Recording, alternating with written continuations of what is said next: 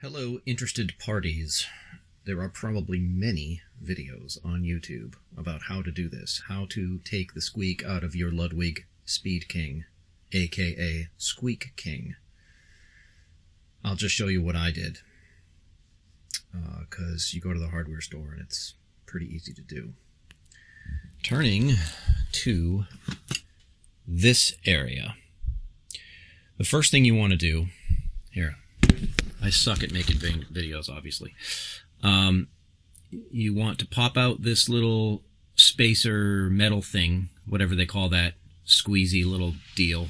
Get yourself something like a nail with a flatter type head and tap that thing through. And you're going to go to the hardware store and you're going to buy yourself a nylon spacer that is just about the right inner diameter to fit this existing thing, and you're going to cut it so that it fits in between, and then you're going to take a hammer and gently pound that thing back through. So now we have a nylon spacer that will eliminate the metal to metal contact, which in my experience is most of the squeak. Each Ludwig Speed King comes with like this piece of tin that goes through here, and I have taken that out and replaced the tin and used the existing drill hole with this foot stopper thing. You're not going to need that piece of tin because the nylon spacer is much thicker than what this guy is used to.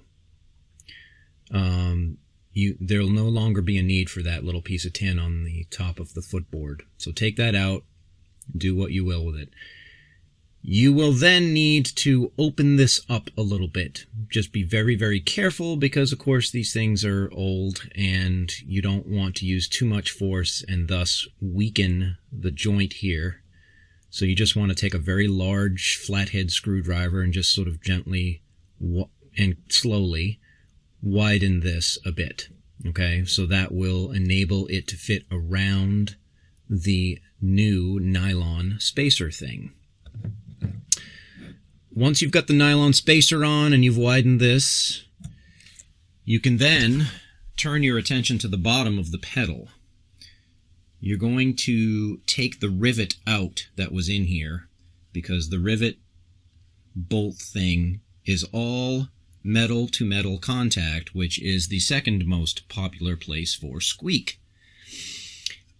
You go to the hardware store and you get yourself a 1032 stainless steel 3-inch Phillips head screw.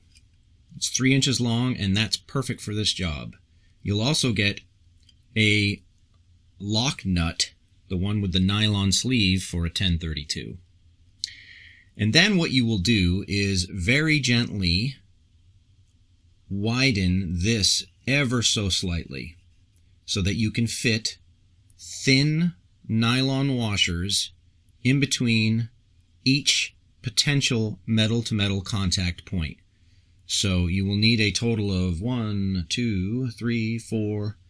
I used 4 on the inside, and then I used one extra one here where the between the frame base thing and the lock nut. And this took a little bit of doing, you know, centering the nylon washer. Well, first finding one thin enough, and then centering it so that the screw could pass through all of these components. Do not worry if it feels like, you know, this is sort of tighter than it used to be, because when you tighten this lock nut, you'll stop at a certain point so that it's not over tightened. It's not going to go anywhere because it's a lock nut with the nylon bushing thing inside. So now we're good to go, really. Those are the two main points. I'm holding the camera and trying to demonstrate this shit, which tells you how terrible I am at making videos, but I think I got the point across. You just want to eliminate metal-to-metal contact. There are two main points: the top of the footboard and the bottom of the footboard. Once you've done that,